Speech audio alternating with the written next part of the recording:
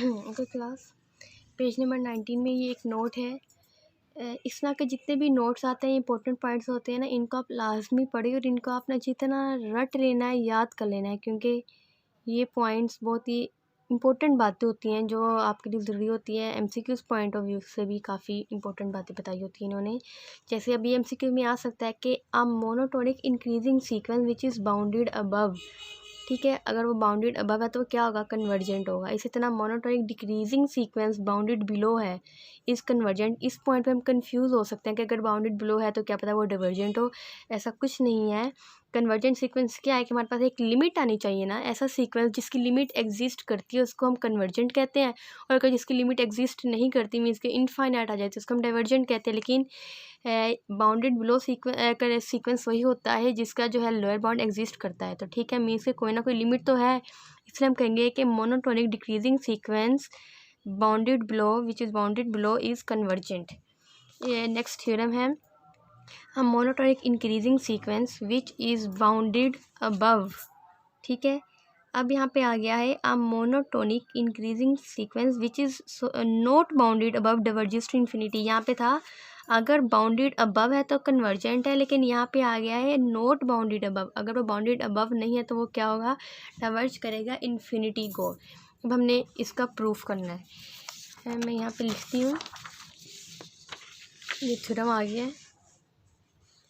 वो स्टेटमेंट लिखी है, monotonic increasing sequence is not bounded above diverges to infinity.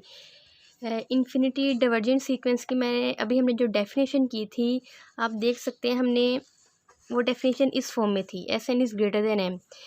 हमने यहाँ पे लिखा suppose S N is monotonic increasing sequence, ये हमें दिया हुआ है।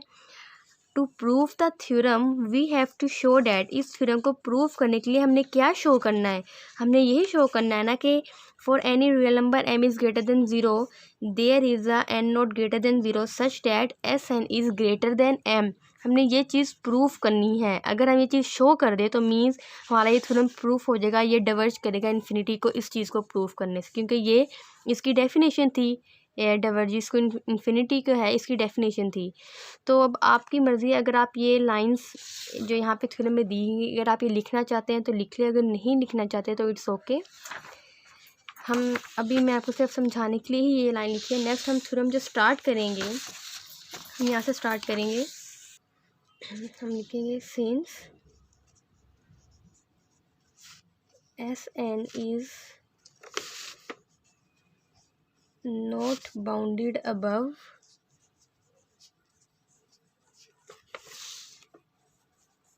ठीक है, जो कि हमें दिया हुआ है, since S N is not bounded above so m is not an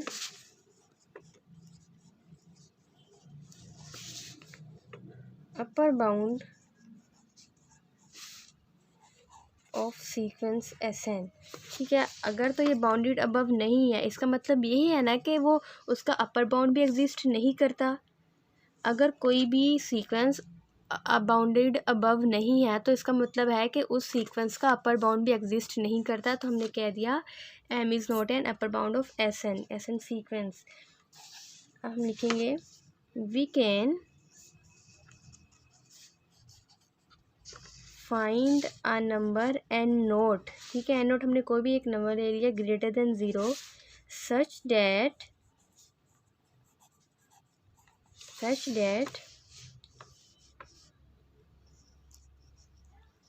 S N nought is greater than M. इसको हमने क्वेश्चन नंबर 1 का नाम दे दिया। ठीक है, we can find a number N nought, हमने कोई भी नंबर लिया such that S N nought is greater than M. S N nought हम कोई भी नंबर जो लिया है, अब जाहिर बात है इसका कोई भी अपर बाउंड एग्जिस्ट नहीं करता, तो वो सीक्वेंस एक कोई भी हमने एक नंबर सपोज कर लिया m, वो उससे बड़ा होगा, बढ़ता जाएगा। मींस के वो अगर ये एक सीक्वेंस है 1 2 3 4 या 5 तक स्टॉप हो जाता तो हमने कहना था कि ये m जो है ये इसका अपर बाउंड है, इसका लीस्ट अपर बाउंड है। लेकिन ये सीक्वेंस सो ऑन इनफाइनाइट चलता जा रहा है, तो मीन्स के जो 5 है हम इसको इसका लीस्ट अपर बाउंड नहीं बोल सकते। ठीक है, क्योंकि ये सो ऑन इनफाइनाइट चलता जा रहा है।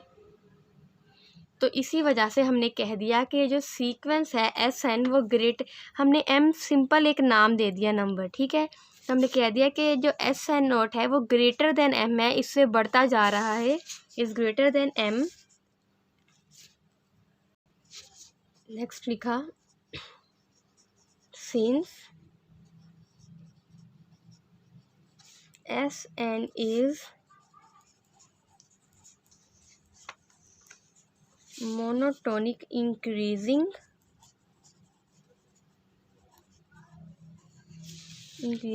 then for all n is greater and equal to n note, पहले n नोट तक हमने एक और नंबर लिया, n is greater and equal to n note, it implies, या फिर हम ऐसे लिख सकते हैं, इम्प्लाइज रहने दें, SN is greater and equal to SN nought, क्योंकि n is greater and equal to n nought, हमने कह दिया SN is greater and equal to SN nought, और SN नोट किससे ग्रेटर था, M से, ये लिख दिया।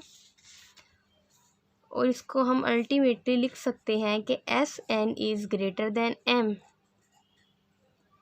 For all n is greater and equal to n nought. तो ये क्या डेफिनेशन सेटिस्फाई हो गई, इससे हम कह सकते हैं कि जो सीक्वेंस है SN डाइवर्जेस टू इन्फिनिटी, क्योंकि वो ग्रेटर देन M आ गया है, for all n is greater and equal to n nought. तो ये हमारे पास डेफिनेशन भी सेटिस्फाई हो गया। तो हमने कह दिया है कि कोई भी मोनोटोनिक सीक्वेंस अगर वो बाउंडेड अबव नहीं है, मींस कि उसका कोई भी least upper bound M exist नहीं करता, तो वो डिवर्ज करेगा इन्फिनिटी को, ये हमने प्रूफ कर दिया।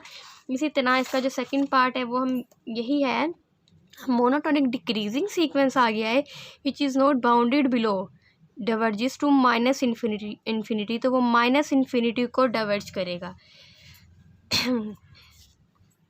ये वही बात आ गई, अगर तो कोई सीक्वेंस कन्वर्जेंट है तो वो बाउंडेड होगा, मींस के every convergent sequence is bounded but converse is not true, means के हर बाउंडेड सीक्वेंस ज़रूरी नहीं कन्वर्जेंट हो।